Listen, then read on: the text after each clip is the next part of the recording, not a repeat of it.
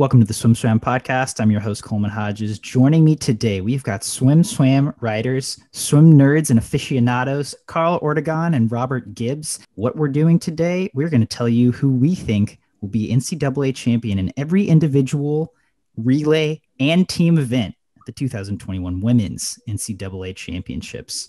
Robert, Carl, we ready to do this? Sure. I'm ready. All right. First up, night one. Women's 800 free relay. Robert, let's start with you. Thoughts? Looks to me like it's probably going to be another close battle or a close battle between Virginia and Cal. And I don't really know right now. I think the big question is going to be, what do these Pac-12 teams have to bring? A lot of them seems like they may have been limited in training. But it's hard to bet against Cal or Stanford being able to bring it at NCAAs. So I actually think I'd give a slight edge to Cal on the opening night for the 800 free relay. So I think they got another second to drop here. All right. Carl? I have to go with Virginia unless Cal uses Izzy Ivy. I think because they didn't use Ivy. They had her do a lead off on the B relay at Pac-12s and she went a 143 low. Her freestyles looked really good this year. And I think with like her, with Alicia Wilson and with Robin Newman and whoever maybe Elizabeth on the fourth leg, I think Cal gets it, but I also don't want to bet against Virginia. I think also Alex Walsh was only split a 143.1, but I don't think she was like fully. I think she has a lot more to go. So I feel like I honestly can see her splitting like a 141 or better. So I give it to Virginia. But I think with Ivy, I think it becomes almost like a dead heat. And then I think Stanford has more to drop, but I really don't know with them. I just feel like even more in the unknown space because I feel like they don't really show their cards until NCAAs, but their roster has been kind of shorter this year because of red shirts. So yeah, I don't really know what to expect from them. I feel like the big question mark of Stanford will come up a lot in this discussion because I'm obviously bummed we didn't get to see last year's NCAAs play out for a myriad of reasons. The first of which is that it seemed like it would have been such a great battle for the team title because Virginia was on the rise and Stanford was there, but their team wasn't looking the best it's been. And so it will be super interesting if we do get NCAAs this year to see what Stanford does actually have in the tank. But I'm going to go with Virginia on this first one. Just looking at the numbers, I think you guys are, I'm in full agreement. Cal's going to put up a fight, but Virginia's top seed in all five. And I'm going to, at least for this first one, say keep the idea of a relay sweep alive for UVA so far. So I'm going with UVA on this 800 free relay. And that's day one. Day two, we've got the 500 free. Paige Madden comes in as top seed by over 2 seconds. And then we've got two other seniors, Courtney Harnish of Georgia and Evie Pfeiffer of Texas, who are kind of right in the thick of things with her. And then it drops off to 237. Again, Robert, let's start with you. Thoughts on the 500 free? Madden is up there for sure. The other person you didn't mention I'm curious about is Stanford's Brooke. Is it 40 or 40? I can never remember how to say it, actually. I think it's 40. 40, right, Carl? Okay. Yeah, it's 40. Who I think she's the highest returner from 2019. And again, like we already said, we just don't know what Stanford's going to have in the tank this year. It seems like maybe the training didn't go as smoothly for them as it might have with all the restrictions. But it's kind of hard to bet between those two. And so I expect to see 40 drop some time and be right up there with Madden. And I think I'll probably give 40 the edge here, although it just depends on what Stanford actually can bring to the table. Yeah, I'm gonna agree with that. I think it's 40's race to lose. But I think her and Madden, they're both people who I would expect to really kind of have it all on the table at NCAAs and not be gaining any time. So I think it's one of them two. I think that they could push the 430 mark. That would be exciting because we haven't seen anyone go into that in several years. And then I think Harnish is third. I think she's been so dependable all 4 years of her career. And so I think she'll get third. I'm gonna side with you guys on this one again. It's I have to say Brook 40. And I think it's the only reason it's hard to do that is because, like we said, Stanford plays it so close to the chest until we actually get to the big show. And so it's like, well, you've only gone 437 this year. Like maybe it's an off year, but I don't think that's really how Stanford rolls. At least not how we've seen them roll in the last 5 to 10 years. And so I'm going with Brook 40, Paige Madden close second, and Carl. I agree with you again. I think Harnish is in there for third because she has just been such a rock for that UGA women's team. Next up, 200 IM.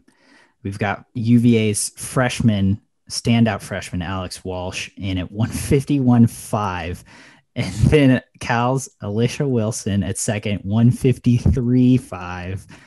It's so crazy to see all these seeds and see them just laid out because she's top seed by 2 seconds. That's a big one. And she's a freshman. She's had a lot of international experience, but freshmen are not as always as predictable. So, Robert, what do you got for me on this one? Yeah, wide open field. Just looking back through, there's very few returners. No A final returners from 2019. So I think you got to give it to Walsh right now. 2-second lead on everyone else. There's no reason for her to be fully tapered at ACCs. So that's enough of a gap. I really can't see anyone challenging her. And like you said, she's a freshman at NCAAs, but she has enough international experience. I don't think that's going to be an issue for her. Yeah, I agree. I think I definitely think it's easy to overestimate what freshmen can do. I think a lot of times, I think it's the exception, not the rule, that a freshman does really, really well at NCAAs. But Walsh is just one of those kids who's, as a recruit, you were just like, this person is crazy. Like, her talent is ridiculous, and I just think that she's 2 seconds ahead of anyone else. I think Wilson and Hartman will both be really great at NCs, maybe like 152s if they can really push it. But I think Walsh is going to keep dropping. I think she's going to challenge all the records. Yeah, I mean, Pan American medals in the 2 IM and the 2 back. I don't remember what place she got in both those events. I want to say silver, maybe, but I mean, she's had international experience. She kind of knows what's up. And like you said, no real reason for her to be fully tapered at ACCs. And a 2-second gap in a 200 is pretty hard to ignore, even if everyone wasn't on their A game for conference. So this one's a pretty easy pick. I'm going with Alex Walsh. This next one, maybe a bit more of a toss-up. As we've been teasing out, it is round 1 of Kate Douglas versus Maggie McNeil in the women's 50 freestyle. 2 100s separate these two juggernauts. 21:42 is Kate Douglas. 21:44 coming in is world champion Maggie McNeil. And then aside from that, we've got a 21.5 in Missouri's senior Sarah Thompson.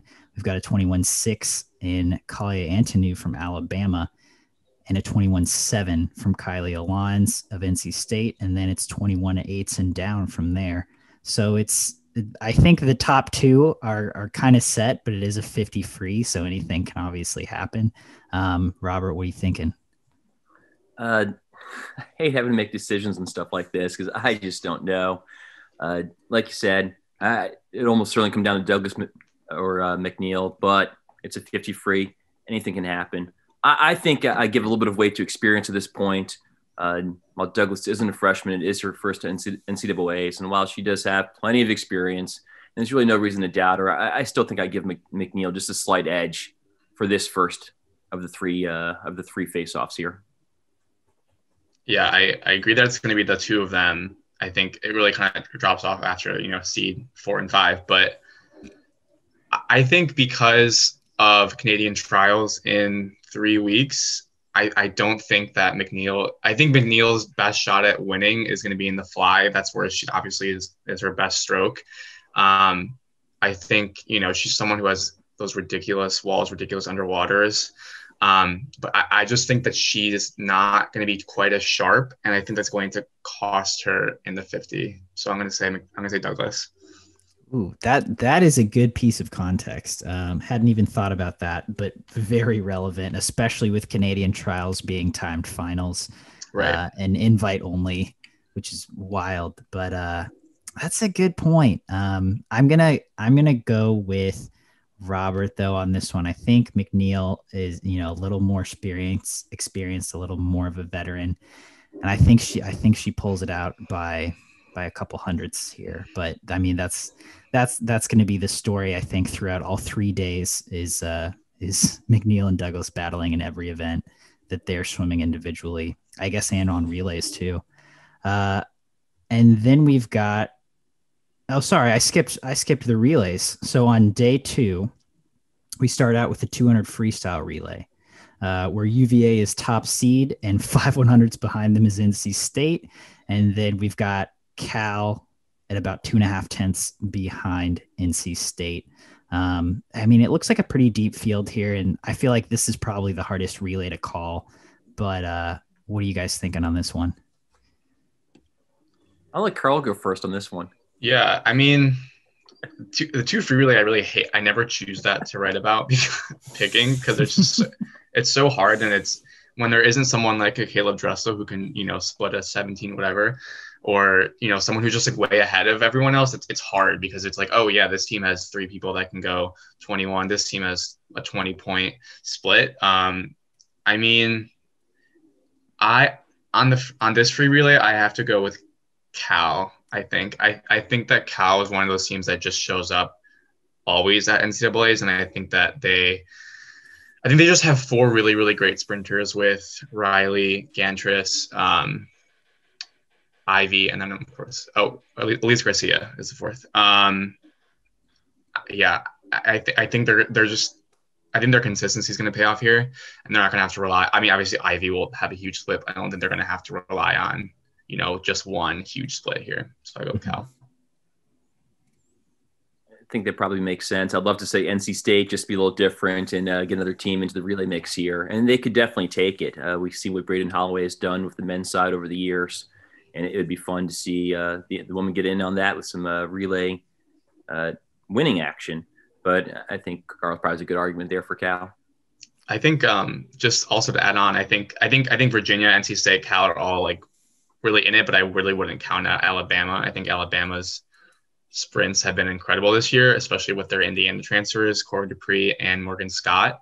And Kayla Antonio has obviously had like a huge year with the 50. I think she won the 50 free at SECs, and she just had a huge drop. So yeah, I think there's someone to maybe to not lose track of.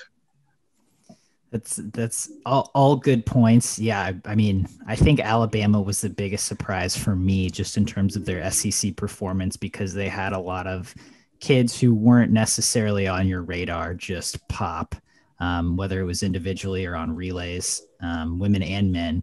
And then, like Robert was saying with NC State, we've seen Braden Holloway bring this program up the last decade, and it looks like this is going to be the first year at NCAA's, at least, where the women place higher than the men as a program, which we'll see if that actually happens. But it's that balance is kind of coming to an more even keel. I'm going to go with Virginia on this one, just because I want to keep this sweep dream alive, and I think logically, Carl's argument for Cal is the most sound bet. I think they don't have to depend on one split. They have 4 really, really good sprinters. But I think Kate Douglas is on a high and powers them through to a victory. And that's what I'm going with. And then to end night 2, we've got the 4 medley relay, which I'll be honest is probably my favorite relay. But Virginia top seed by almost half a second over Cal. And then we've got Texas and NC State and Bama all pretty closely bunched up there. But, there's quite a few teams that are legitimately in it. What are you guys thinking for this one, especially considering this one kind of ends the night and brings momentum heading into day 3? I can go first. I think I have Virginia here. This is the one of their medleys that they're using. They're probably going to use Walsh on. They had Caroline Gamelik on the lead off of the 2 medley at ACCs, and she did great. But Walsh was 51.5, and I'm pretty sure she's been faster, like when she was like 15 or 16. I just think she's going to be pushing a 50, maybe a 49. She's going to be a lot better on the lead off. I think with Wenger obviously is amazing on the breaststroke leg. I think Cuomo's dropped a lot of time in the fly. She's been 50-point flat start. She's also 50-point at ACCs on the relay. And then with Douglas anchoring, it's just kind of like, I don't know. I can't argue against that. I'm really curious though the top 4 teams were all 326, and then Texas is like the newcomer here. Texas was leading. I think they had the nation leading time mid-season with their 326. And they have the 2 freshmen on the middle legs with Anna Ellens and Olivia Bray. And Texas, again, is like a team that I feel like they just keep not fully showing up at NCs, but for some reason in my head, they're going to this year. But I feel like I say that every year, but I just feel like I see it happening. And I think with 2 freshmen, that could be what happens. So I'm just really interested to see what Texas does in this relay. I think this is their best shot at a relay crown. Yeah, I'll echo. Top 4 teams all look pretty close. It's kind of the same thing I was thinking as far as Texas goes. It'd be fun to see them actually kind of bring it all together at NCAAs. And if they do, they could definitely push Virginia and Cal and even NC State, which should be right there in the mix as well. I think I still give the edge to Virginia. They just have way too many relay options here. I love the versatility that Walsh and Douglas particularly bring to this team. And I think the coaches will get it. We'll be able to mix and match and kind of get night 2 wrapping up with a bit of momentum for UVA heading into day 3. I was going to pick Virginia until Carl presented Texas.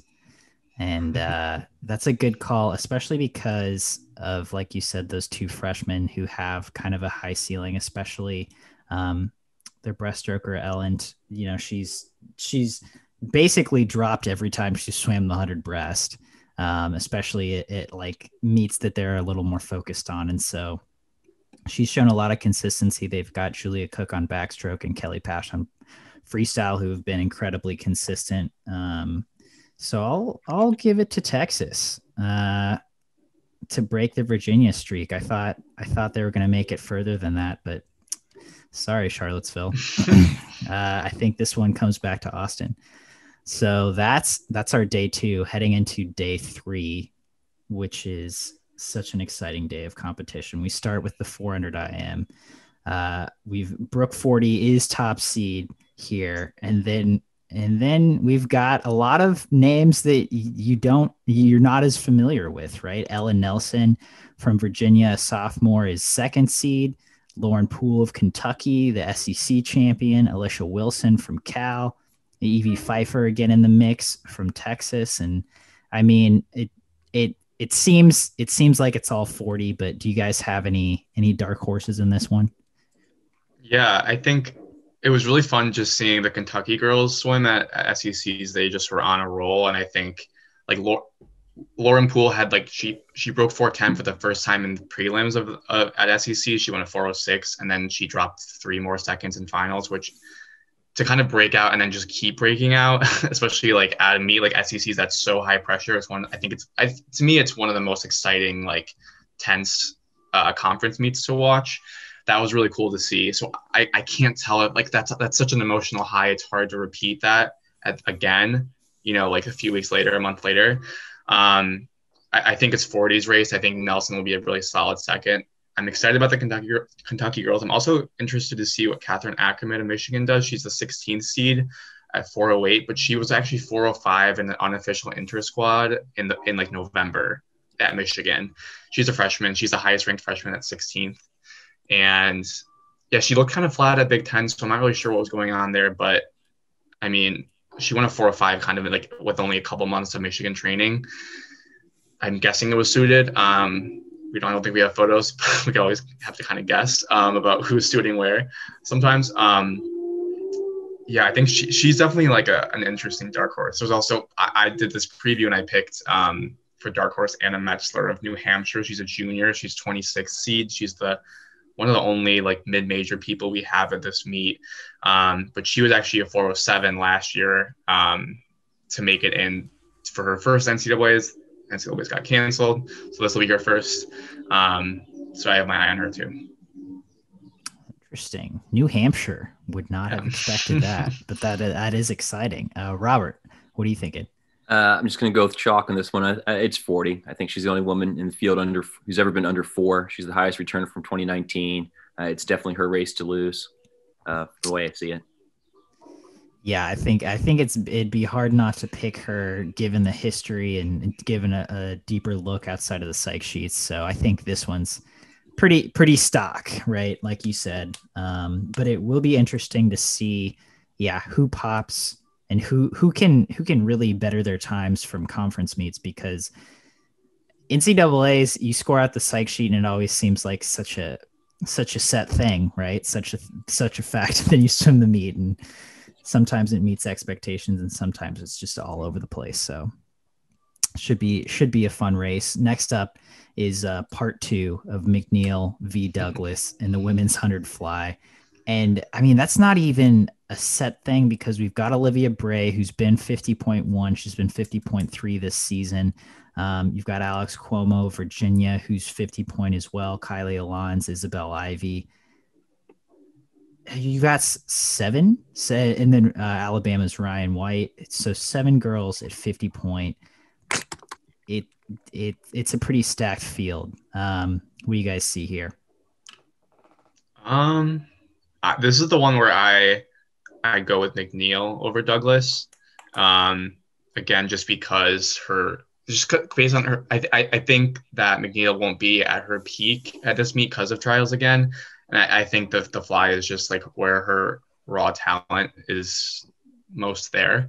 But I think they'll both be faster than seed. I feel another 49 here, which is so wild. Every time we have 49s in flyer back, it's just so wild to me because when I was writing a few years ago for SwimSwam, just like the thought of even a 50, I was like, oh, that's really crazy. And now we're just 49s. Like, yeah, who's going to do that next? Should be someone soon. So I think Bray could. I think Cuomo could. I mean, any of these women at 50 point could. Like, I think Brian White's been 50 low already before. So it'll be interesting to see who can join them under 50. Yeah, I agree. I give McNeil the edge again here too. 49.26 is her best time. It's been a year and a half now, but even if she doesn't hit that, I think she just has a little bit more than Douglas here. Although it should be an exciting race, and I agree with Carl again. A good chance that someone else clips under 50. I'm not really sure who that would be. Maybe Olivia Bray from Texas. That'd be fun to see. You know, the freshmen go that fast. Just seems kind of insane. The other thing is it's a young field. Just looking down at the psych sheet, the top 11 seeds are all juniors or younger. So you got to go to number 12 to find a senior, and a bunch of freshmen sitting at 9, 10, 11. So it could be a pretty underclassmen heavy A final, and just been an exciting race, not just this year, but possibly next year and years to come as well. Yeah, I got to go with McNeil, defending world champion. I mean, she's just been on fire since she's gotten to Michigan her freshman season, and doesn't seem like it's really stopped this year. So I think she's on a roll, and I think she's going to be able to top Douglas in this one as well. Next up, 200 freestyle, where we've got Paige Madden at number 1. Riley Gaines, another Kentucky standout at the SECs, at number 2, tied with Kelly Pash of Texas, sophomore from Texas. They're 142.7s. And then the only other 142 we've got is Courtney Harnish from Georgia. So again, this is a pretty wide open event. I'd say Paige Madden's the favorite, but I think it could go a lot of different ways, especially with no one, knocking on the door of breaking 140 or even 141. Yeah, I'm midway through writing that preview right now, and I was just kind of thinking about how we've had people like Missy Franklin, Simone Manuel, Mallory Comerford swim this, go like 139 or push that barrier, and they're all just like such good sprinters, kind of like going up to the 200, and not so much Missy, but definitely Mallory and Simone. But then you have this field, like they're all kind of like, they can go down to 100 maybe, but they're kind of like at 100 and up, especially with like Madden, someone who's a miler too. So you're not going to see anyone fading. You're not going to see anyone, you know, unless they swim the race in a dumb way. I like Madden here, but I think Riley Gaines has shown a lot of improvements this year.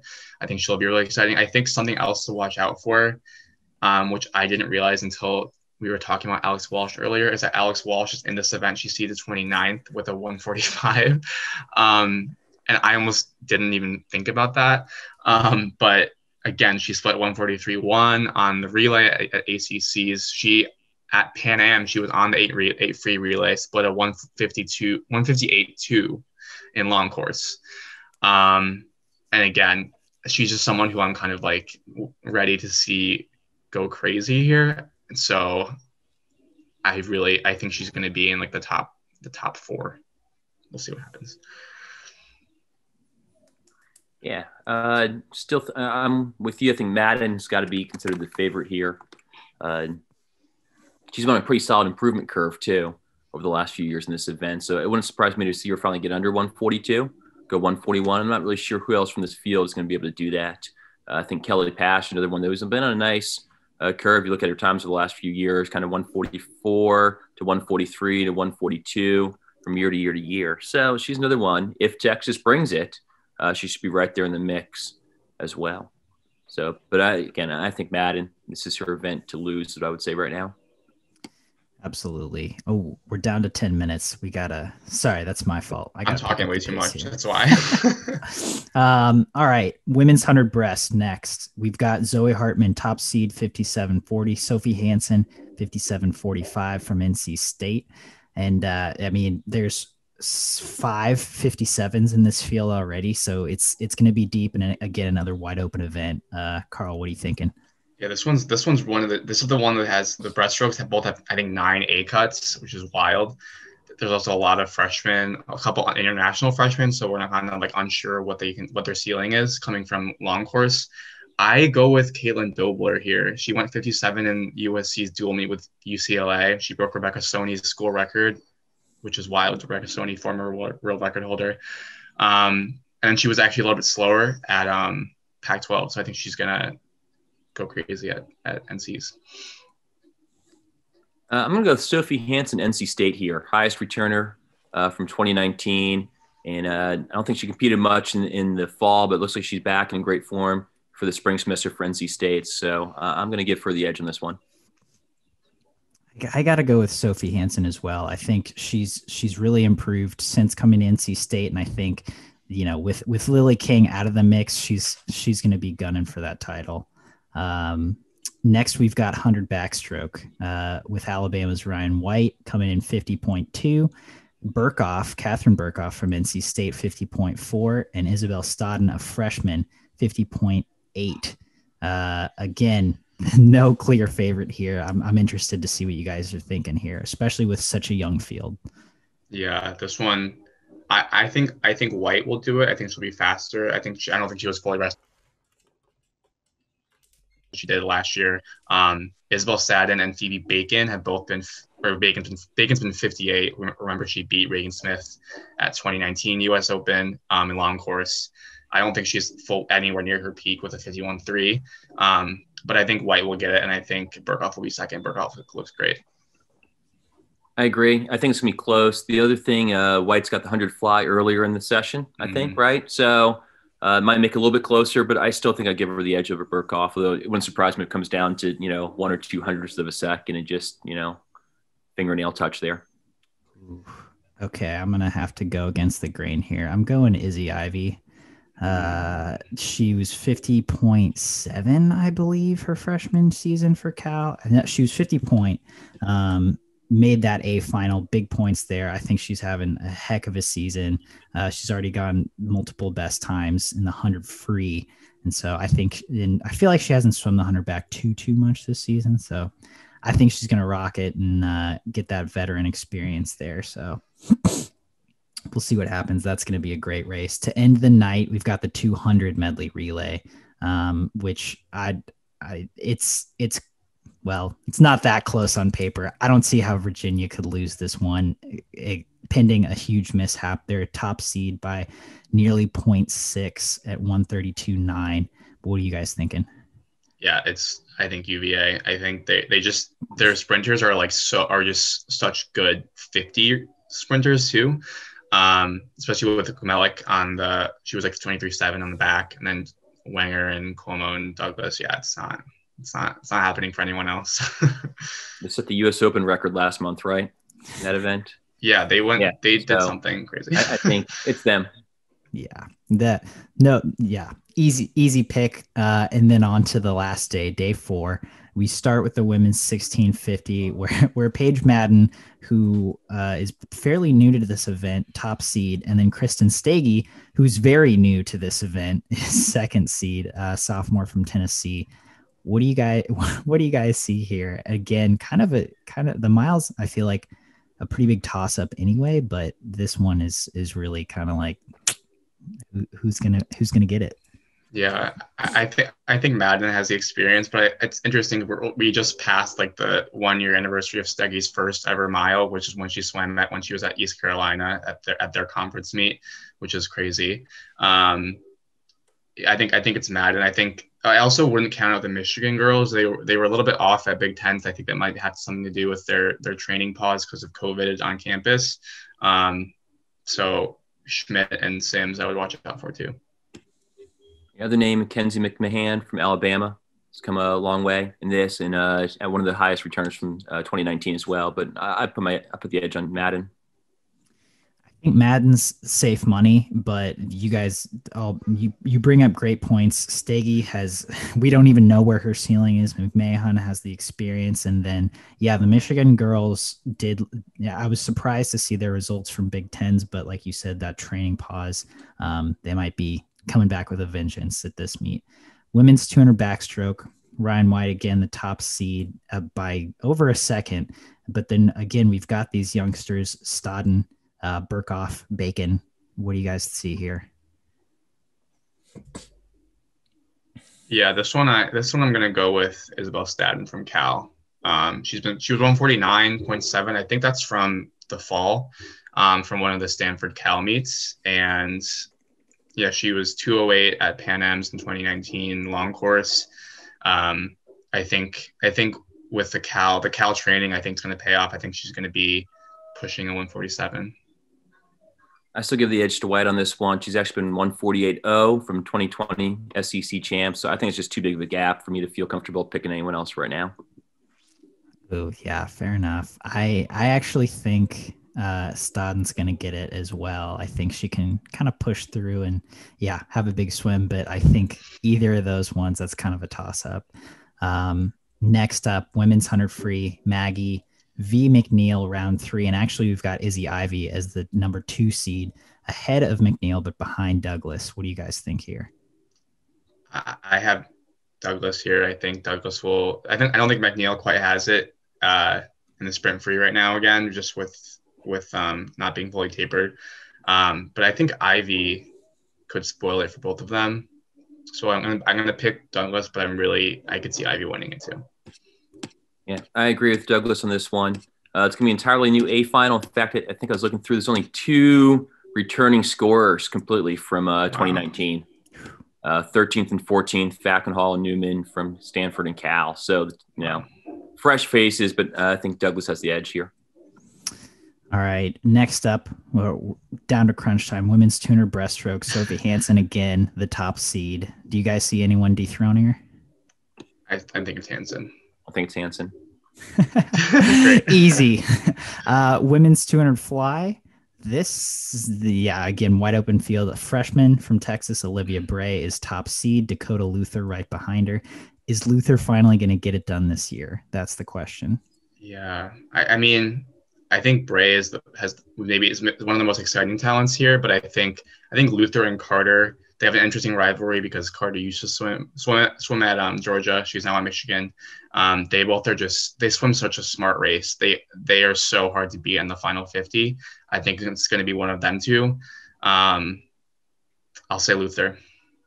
Say Luther too. Yeah, I think Luther won at World University Games. She's been kind of steadily getting better in short course, so I see it happening for her here. And then the women's 400 free relay, where kind of a wide open field again. You've got UVA and Bama. Oh, and then a second back, you've got Cal. So maybe not as wide open as I thought. What do you guys think? I'm still going to go with Cal here. I know last NCs they had like Weitzel, Billquist, McLaughlin going 46s. So it's not going to be like that again. But I think their sprinters are too consistent again. And yeah, I think I'm just going to be different and go with Alabama here. Part of my thought there is if it does come down to a close team battle, you tend to see maybe a little more in the safer relay exchanges or something like that. And Alabama might be able to push it and go for the win here. So. I feel like the 400 free relay, that last day, everyone's tired. Everyone's kind of in a different spot. There's room for surprises there. Yeah. We might cut out here, but is anyone going to beat UVA for the team title? Oh, no. Their time. I thought their time was going to be 2022. I think it's with Gretchen Walsh and co, but I think it's now. Yeah, I expect to see Cal and even Stanford maybe move up and make things closer than the psych sheet would show. Virginia has a lot of points to lose if they're seeded so highly, especially in the relays, but I think Virginia has the edge.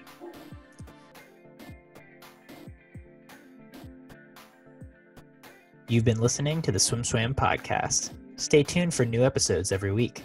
You can take SwimSwam podcast on the go by subscribing on your favorite podcast platform. Look for links in the description below, and be sure to subscribe to our YouTube channel for more videos as well.